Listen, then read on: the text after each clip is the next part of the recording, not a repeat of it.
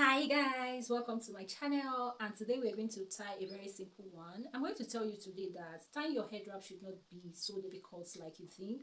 It's just that you are not familiar with those hacks that you're supposed to use to get those head wrap done, which I'm going to be sharing one of the simple hacks that I use regularly and often to do my own head tie. You see this one on my head, it's absolutely simple using this hack I'm about to show you. So guys, let's dive into it. And before then, I want you to subscribe if you haven't subscribed to this channel for more head wrap tutorials. Hit on the like button and do share this video for people that you think might need it. So let's dive into it. The beginner that we are, I'm going to start from making your pleats. This material is Aso-oke and it's a 3 layers joint. So we are going to make our pleat.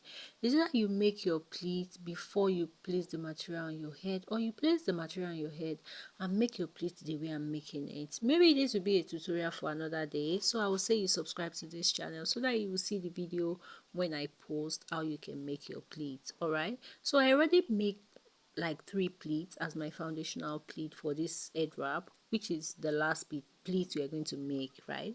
So it's very simple, don't panic.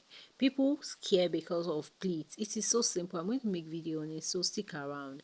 Now after I made the pleat and I knitted it up, I crossed the hand at the back neatly. You can see guys, I cross it neatly and I have the 2 hands directed forward. Remember, this material was divided equally, what we call 50-50, right? So the hands are equal. So I twisted it gently like this, and I'm going to raise it up, like I'm going to place it immediately after the last pleat I made.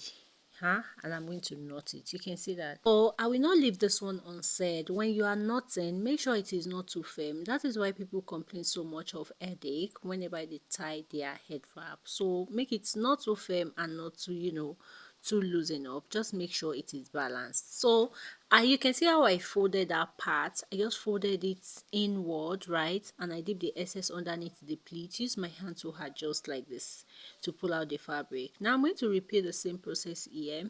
Yes, place it and direct it to the back this time around. The first one was directed to the front. Now the other one, which is the second one, was directed to the back. Please take note of this simple points that I'm telling you, because that is where the error comes from. The first one come out while the second one goes in. So definitely one will come out, one will go in. Now use your hand to pull out the excess fabric to give you the puffy look that we want to achieve.